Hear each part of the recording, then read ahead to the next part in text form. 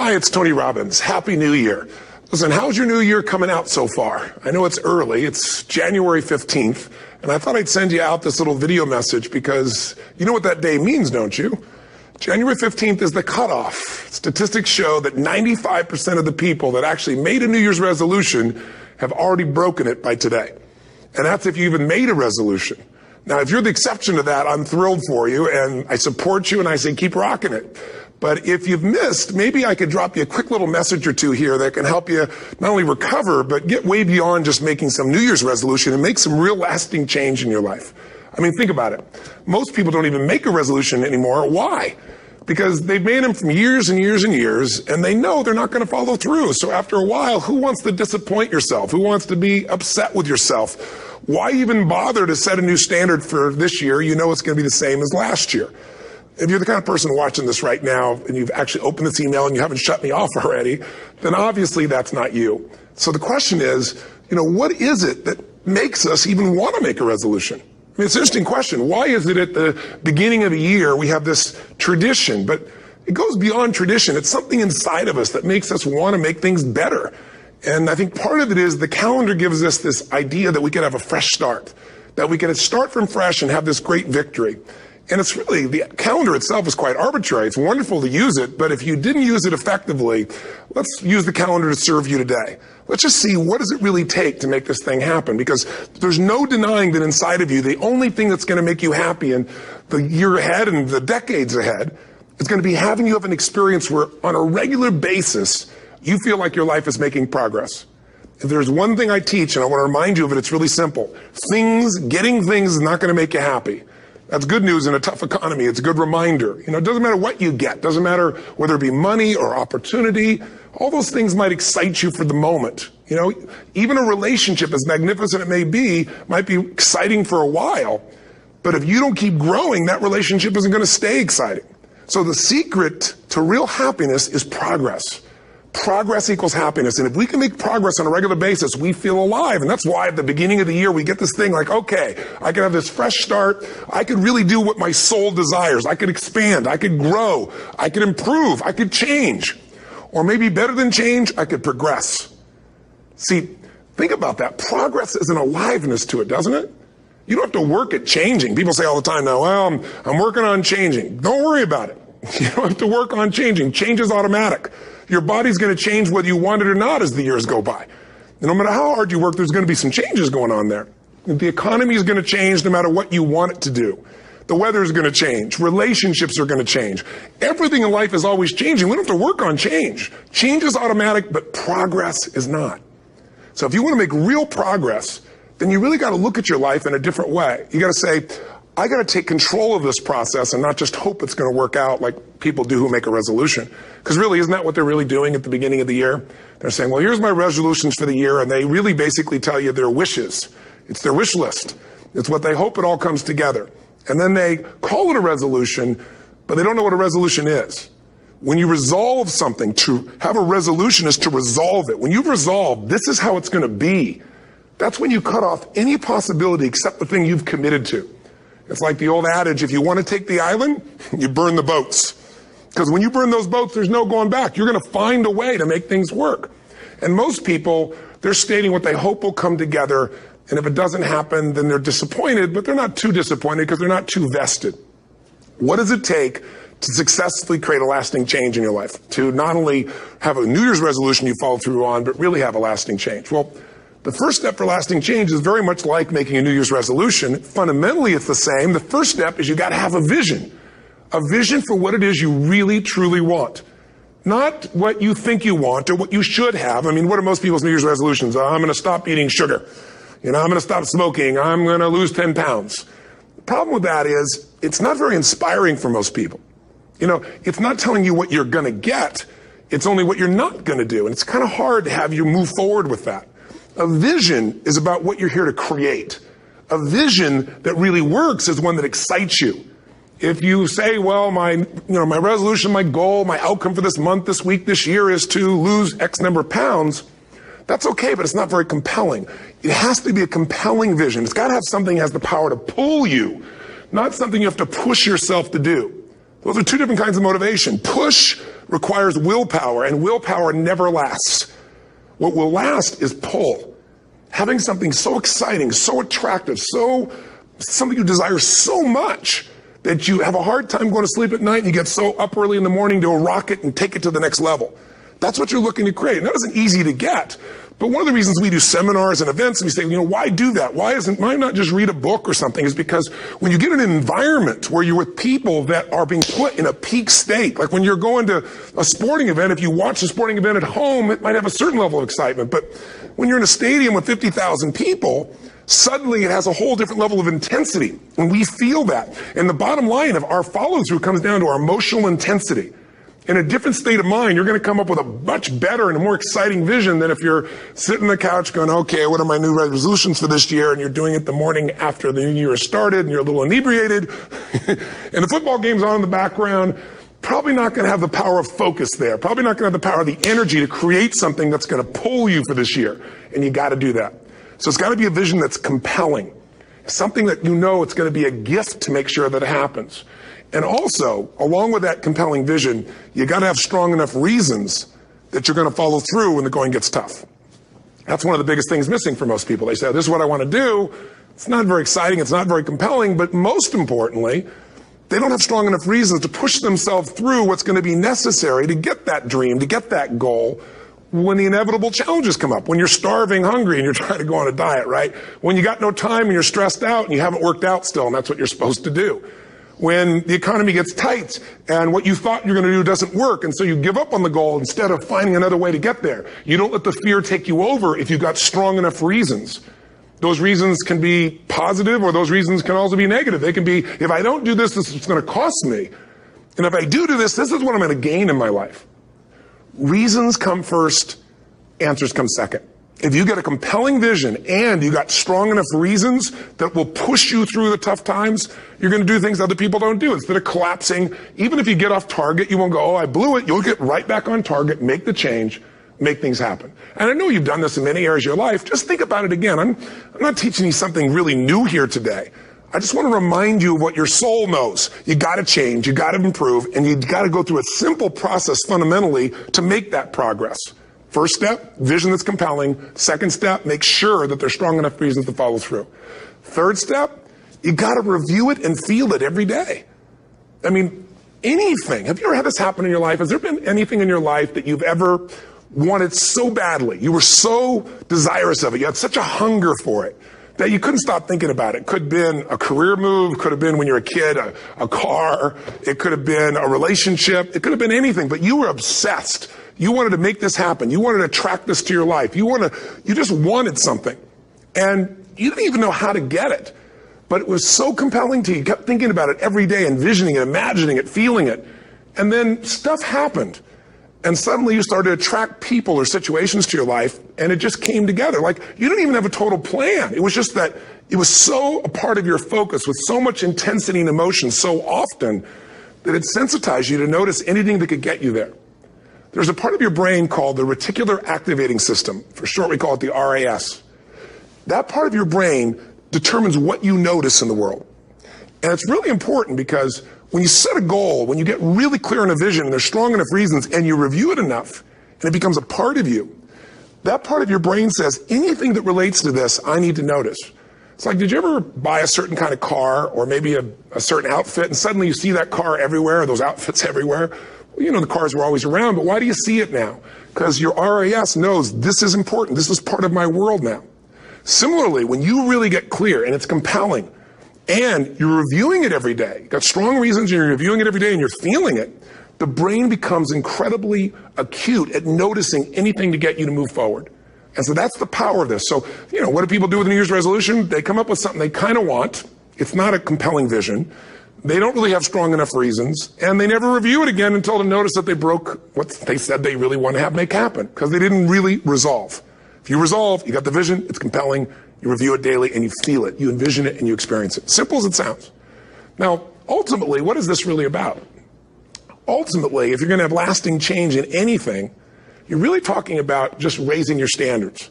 I mean, I always tell people, if you want to know how to change your life, I give it to you in 3 words, boring as it sounds: raise your standards.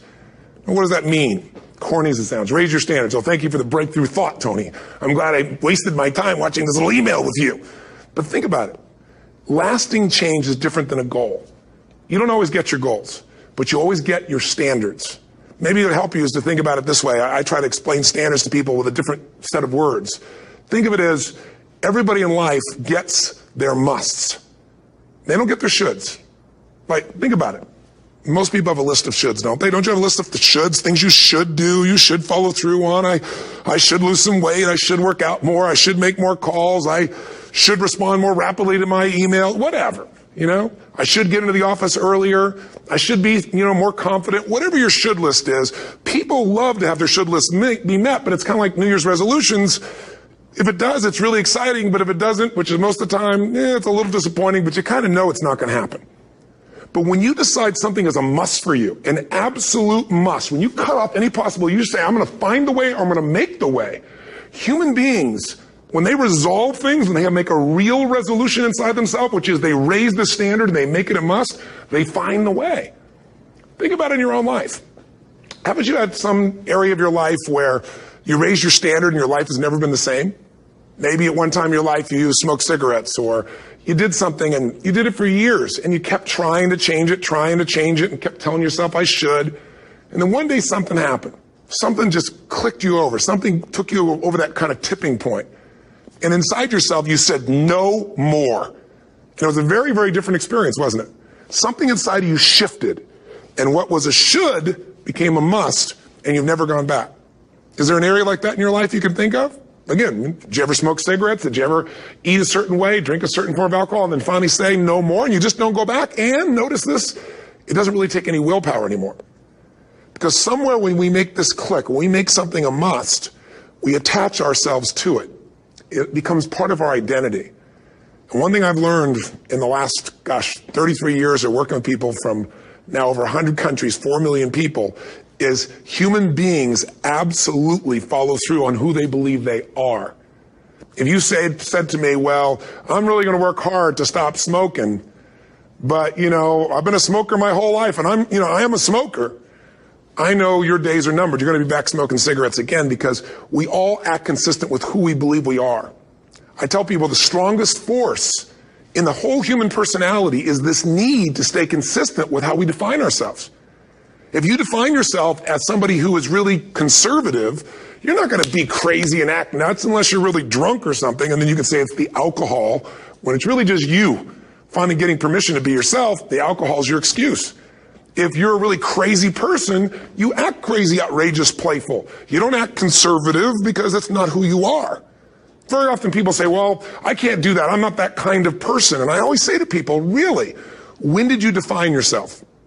I mean, really, how many years ago did you come up with what you could and couldn't do in your life? How many years ago? Most people, if they really look at how they're living their life today, it's based on a set of standards, a set of beliefs that they made choices about 10, 20, 30 or more years ago. I mean, very often we made decisions in our youth or very young about what to believe, about what we were capable of, about who we are as a person, and that becomes the glass ceiling, if you will, that controls us. There's a corny metaphor, but it's true. I remember one time I was with my family at the circus, and there was a person there, and they had this big, giant elephant. And you look at this elephant, and they take this little rope, put it around the elephant's neck, and they drive this stake into the ground. And I mean, you look at this, and you know that elephant could rip down the entire tent with almost no effort. And yet, the elephant doesn't struggle, doesn't try. Why? Because the elephant's conditioned. And they take that elephant and condition the elephant when it's a baby elephant. That's how they train him. When it's a little baby elephant and it doesn't have the power yet, they put a big rope around it and they drive this huge stake in the ground, and the elephant fights and fights and fights. And one day, finally, that elephant decides, I'm not capable of pulling this out. And once that becomes the definition of an identity of anyone, an elephant in this case, they don't even try anymore. It's just who I am, that's how it is, that's just the way it is in my life. I'd like to ask you to take a look at any place you've got a limitation and ask yourself, when did I decide to accept that limitation? And you may not even see it as a limitation. You might see it as just that's who I am. But so often in our lives, we've adapted to be a certain way so that we don't fail or so that people will like us or respect us, but it's not necessarily who we are. Joy comes when you're spontaneous. It's really hard to be truly happy when you're not being yourself. And most of us have no clue who we are. And so a big part of my work, if you've ever been to an event, you know, is to get people to do things spontaneously without thinking, because that's when the real you shows up. That's when the energy comes alive. And when you do that, when you start to connect to your true nature, suddenly there's energy available for you to set a higher standard for what you want in your life. That's what this is really all about. And when I talk about standards, when I talk about, shoulds versus musts, think about your own life. I know there have been areas in your life where some point in time you just shifted and you raised the standard and your life changed. Because whatever people have their identity attached to, they live. We live who we believe we are. That's just how it works. It's just kind of like, I'll give you an example. Look at your physical body. Your physical body today is an absolute reflection of only one thing. Not your goals, not your desires, but your standards. The identity you have for yourself. If your standard is you're an athlete, then there's a certain amount of strength, a muscle tone, and energy that's available in your body on a regular basis because that's who you are. And so you do whatever's necessary to maintain that identity. Again, the strongest force in the human personality is this need to stay consistent with how we define ourselves. Because if you don't know who you are, you wouldn't know how to act. Once you lock in on that identity, your brain finds a way to keep you there. If you say, man, I'm overweight, I've always been overweight, I'm big boned, and that's the story you've got, then you're going to always find a way to get back there. That's your settling point. That's your identity. That's where things lock in. If you see somebody who's in really great shape, you ask them, do you work out? You know the answer. Yes. How often? And they'll tell you 3 times, 4 times, 5 times a week, whatever. In a seminar, I'll ask people, who here works out at least 5 days a week? And I'm stand up. And you look around that room, and you know that they work out 5 times a week because you can see their body. You don't just get a result without some kind of action, without some form of ritual. Ritual meaning actions you do consistently. Now, do you think those people that are out there working out 5 days a week, do they have more time than you do? Or I have, or anybody else? Of course not. Is their life less busy? Of course not. It's just a must for them. They must work out that way, and they've made that turn and their life's changed. So I'm not saying you have to work out 5 days a week. I'm just saying whatever you really want, wants don't get met consistently. Standards do. Whatever you identify, this is who I am. And so it's not so much about changing your identity as there's expanding it. Deciding that, instead of your goals to lose 10 pounds, which is not compelling, what if your vision was to get back to my fighting weight? This year, this month, this next 90 days, I'm going to transform my body. I'm going to take on a new challenge. I'm going to find some technique or strategy. There's a million of them that can reframe myself where I want to feel younger, stronger, more vibrant than ever before. Here's my reasons. Because I want the energy to really make my life work. Because it's tough out there and I want to be stronger than I've ever been before. I want to go in front of the mirror and if I'm naked, not, want to laugh. I want to look there and take a good look and go, yeah, I'm proud of whatever I see there.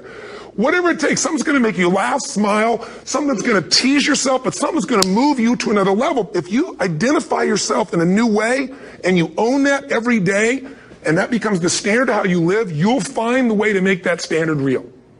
Money's the same way. Think about it. It doesn't matter what's happening, quote unquote, in the marketplace. People that make money find a way to make money no matter what, don't they? I mean, most people's standard is to pay their bills. So that's what most people find a way to do, even when economic times get tough. Most people, if that's their absolute standard, they find a way.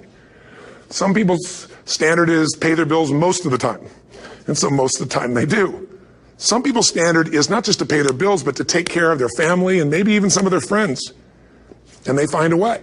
In fact, some people may be in a family where they don't have enough money. They barely have money to pay their bills. They work their guts out. And then somebody, their mother, their father, somebody else, their sister gets ill, and there's not enough money to take care of it. Nobody else has money in the family. They don't either, but they find a way to get that money to take care of their mother or father, don't they? And pay their bills. They never could do it before. Why? The situation made them raise their own standard. And not everybody does that. Somebody else in the family might have money and still not take care of their mother. It all comes down to the inner game, my friends. Changing your life is a change in the inner game. The outside world you can't control, but you have absolute control over this one if you learn the dynamics of what shapes you. And identity is one of those simple, clear, fundamental basics that if you start to shift it, everything else will shift in your life as well. Some people, by the way, have to have more than enough money to do what they want, when they want, where they want, with whomever they want, contribute the way they want. And if that's their must, they find a way. I know that sounds overly simplistic, but it's true. Somebody once said you could take all the money in the world out of the hands of everybody, out of all the wealthy people in the world who are really successful, give it to other people. It wouldn't take too long. Those people would have it back in their hands. It's not because they're manipulative. It's because they have a standard. Some are manipulative, don't get me wrong, but they've got a standard of what they're going to find a way to make happen. I'm just simply saying to you, take those 3 magic words and live them. Raise your standard. And if you really want to do it, then I'll tell you the most important secret. Have you ever done this? Have you ever told yourself you're raising your standard? Okay, I'm going to go make this happen. I'm going to go make this much money. I'm going to transform my kids. I'm going to create the ultimate relationship in my life. I'm going to transform my body, whatever it is. And then you don't have strong enough reasons and you don't use it. You don't follow through. It's because you didn't back up your standards with what makes those standards real, and that's rituals. Rituals are where the power is. Whenever we do our Robbins results coaching, and we say Robbins equals results, the way we get results with people, it's the same way if you listen to my Ultimate Edge program, or back in the old days, Personal Power, or if you went to one of my seminars. You know what I do is I take these huge challenges you got and we break them down into little bite-sized steps. Little things you do each day that after you do them, you get so much momentum that it's easy to succeed. You're not overwhelmed. You have these victory day after day after day on little things. If you went to Ultimate Edge, I'm sure you learned about the hour of power, or the 15 minutes to be able to be fulfilled, or 30 minutes to thrive, where you literally just condition your body and emotion with a couple little rituals. So it doesn't matter what's going on in your world. You feel that strength, and it's not fake. It's not some pump up. It's coming from inside you, and it works. Rituals define us. See, all the results in your life are coming from your rituals. They start with a standard and then have rituals that follow it up. Like, for example, if you are where you want to be physically, you have very different rituals than if you're not where you want to be physically. If you're overweight, you and I both know you got a different ritual than if you're physically fit. Completely different. You get up in the morning, what's the first thing you do if you're fit? Your shoes are there, you roll over, doesn't matter how you feel, you put on your shoes, you lace them, you start walking, or whatever that ritual is. If you're overweight, you roll over and you have a very different ritual. You might roll over several times to turn the alarm clock off. You go in and get your mocha, smocha, whatever, special coffee. You stop by at Starbucks, whatever the case may be. You have your nice sugar muffin. It's supposed to be really nice for you. Whatever you do, it's a different ritual. If you have a great, passionate relationship, you have very different rituals in how you come home than if you have a lousy relationship. When you come home and the first thing you do is you're tweeting somebody, or you're emailing, or flipping on the news, or you don't even come home. What are the rituals? Whenever I study people that are successful, what I look for is what's the standard they hold themselves to? And then what are all those little rituals that add up? Because think about it. Success and failure are not giant events. They don't just show up. You don't just suddenly become successful or suddenly have this cataclysmic event that makes you fail. It may look that way, but failure comes from all the little things. It's failure to make the call. It's failure to check the books. It's failure to say, I'm sorry. It's failure to push yourself to do things physically that you don't want to do. And all those little failures day after day come together until one day some cataclysmic event happens and you blame that. That event happened because you missed all the little stuff. Do you agree with me? And success, by the way, is not some overnight event. It's all these little things. Success is having a vision. Success is making it compelling. Success is really seeing it and feeling it every day with strong enough reasons. Success is feeling the sense that I'm here to grow and I'm here to give something to the world more than just myself. Success is caring about other people. Success is calling and saying, I love you in the middle of the day for no damn reason. Or sending a note. That'll change your relationship. Have a ritual of something funny, playful, or a surprise you do. How many relationships are dead today because they have no surprise rituals anymore? You need to have some rituals, some cool things you do that nobody else does that gives you a better life than anybody else has. All the little stuff. That's where success comes from. In business, it comes from delivering more than anybody could imagine. All those little things add up. People go, wow, that's who I want to do business with. It's true in any area of your life. So if you look at somebody who's really successful and you think, wow, they're so amazing, they're such a genius, you got to dig underneath and you got to remember something. People are rewarded in public for what they've practiced for years in private. Myself and my business people say, how do you get up and speak? And you have no notes and you go for 3 days and nights and the room is like, everybody's wired and it's incredible. It's like a rock concert. How do you do that? How do you have that confidence? Oh, and it's not confidence, it's experience now. But I did so much behind the scenes and I still do to make things right. I mean, how many people would know that since the time I was 17 years old, before I walk out on stage, still do to this day, wouldn't need to do it, but I still do it, I never walk out there without being in an absolute peak state of mind. You know, there are days my back is hurting, my throat is hurting, or I may have had a challenge, or my father passed away, and I've still got to deliver for these people because my standard is give my all every time. Every event has to be better. Talk to anybody who's been to our events for 5, 10 years, some of our trainers, and they'll say, I don't know how he does it. He always finds a way to make it better. That's not an ego thing. That's a standard in me. I have to find the way. And my ritual, though, is I prepare, I think, I gather new information, I figure out how to put something across better. What do people need? I spend time with our customers. I see what's going on. And before I get on stage each time, I have this little ritual to put myself in a state of mind. And I did it starting like 17 years old. I started doing it. I'd say, I now command my subconscious mind. And I say this out loud several times, this little phrase, set of phrases, as an incantation to kind of condition my mind and body. And I'd say, I now command my subconscious mind to direct me in helping as many people as possible today by giving me the strength and the emotion and the humor and the brevity, whatever it takes to show this person and help this person change their life now. And I started out with a person when I worked with people one-on-one, and I would do that for 45 minutes driving in my Volkswagen to go serve and coach somebody for the first time. Now I don't say that person, I say these people, and I can go out in a room of 10,000 people and deliver for 50 hours, and I do it every time I come back on stage. It's a ritual to go into peak state. Peak states don't just show up, they don't interrupt you. Great ideas don't interrupt you, you gotta pursue them.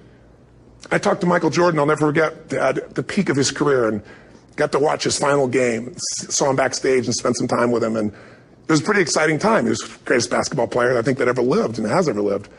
And I asked him, I said, what sets you apart, Michael? What is it? And is it God-given talent, ability, skill? What is it? And he said, Tony, he said, I can shoot you straight. It's not, me trying to act humble.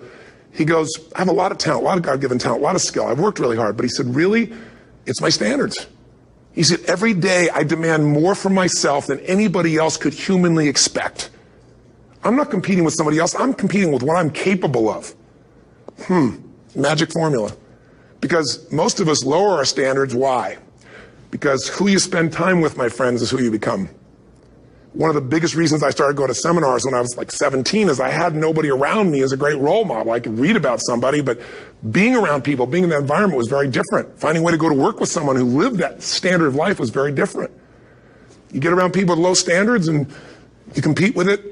You don't need to compete with it. It's like, okay. Remember Jerry Springer? I don't know if he's still in the air, but I remember he used to get people on the show and I thought, where would he find these people? And why would people watch? I'll tell you why they watch. They watch these people and go, my life's still pretty darn good compared to that person. Look at them. You don't have to change your life. All you have to do is find somebody with a lower standard and you'll feel good about yourself. But if you feel that good feeling, it's an illusion. The only thing that's going to make you happy, my friend, and this year or any other, is to step up. It's to raise the standard. It's to discover what you're capable of and feel that incredible power of pushing through whatever's holding you back and get to the other side of more of your true self. That's what this game's all about. And look at the best of the world in anything. Tiger Woods, what's his vision? To win golf tournaments? No, to be the best that ever lived. That's his goal. That's his vision. But here's what's interesting. He backs it up with rituals. If you just have a vision and you don't have the rituals, stop lying to yourself.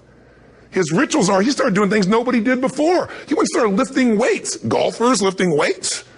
No way.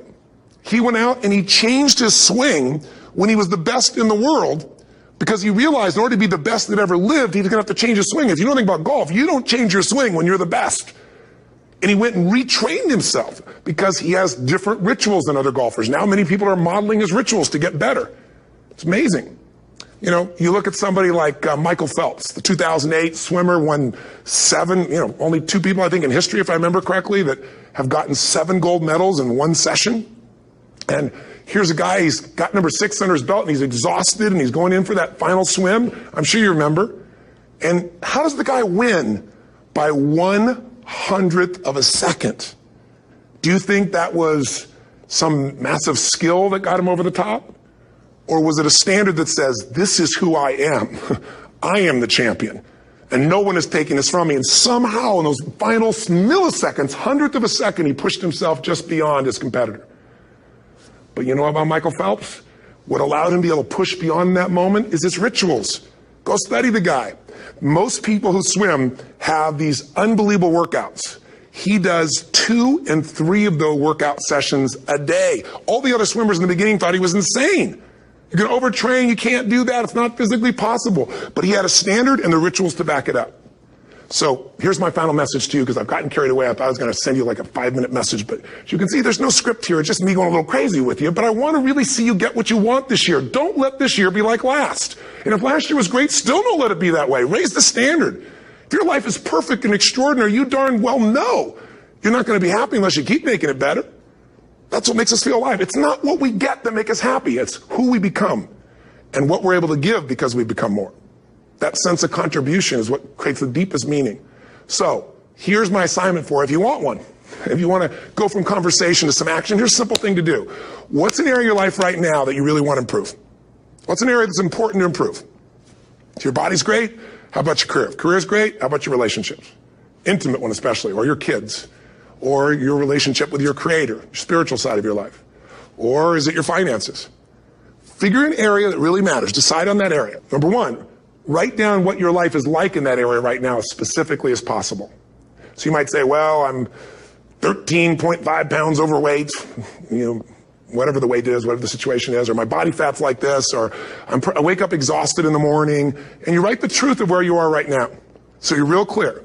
Or I'm not in a relationship. I say I want a relationship, but I'm not in one, and I don't seem to find them. All the good ones seem to be gone is my belief. And I really do want one, but I don't have it. Whatever your definition. Or I'm in a relationship, and God, I wish I wasn't in a relationship. I'm planning my escape. Wherever you are. Or I have a wonderful relationship. We love each other, but there just isn't enough passion. Just write the truth of where you are.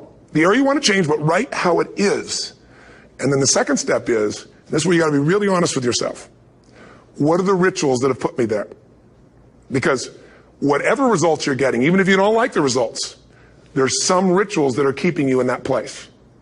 There's some rituals of what you eat or don't eat, how you move or don't move, how you sleep or don't sleep. There's some rituals in the lack of variety or spice or energy or focus in an area. There's something you're doing, and it's usually not one thing. It's a bunch of little things that you kind of do consistently whenever you think about getting in a relationship, whenever you think about working out, whenever you think about money. You get yourself in a state of overwhelm. You start thinking about all the things you can't control. Just write down all the rituals you have, and then here's the third step. What do you want? What's your vision? And be really specific. I want to be my fighting weight. I want to be the strongest I've ever felt. I'm going to turn whatever it is, be specific. And then, last step number 4, what are the rituals that'll get you there? What would you need to do differently each morning if you're going to be that kind of energy, that kind of strength? How often would you work out? What days would you work out? What time? A ritual is something you do consistently, usually at a specific time, so it becomes automatic. Let me tell you something. Willpower doesn't last, but rituals can last a lifetime. I bet you have some rituals in your life right now you've been doing for years, even though some of them don't serve you. I'm just saying, wake yourself up. If you want a new year and a new life, you don't need to start on January 1st. Start today. Start with this little video.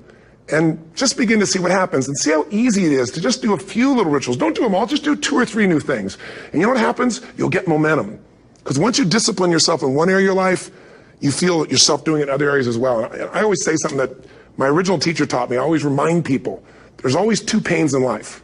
There's the pain of discipline, or there's the pain of regret. And discipline weighs ounces, as my friend Jim Rohn taught me. Regret weighs tons.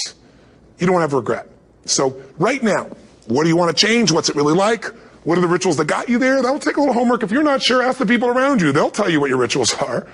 What do I really want in depth? What are the rituals that'll get me there? And then get yourself to start a few of those actions and lock them in place. If I can help you in any way, we're here as a company to support you.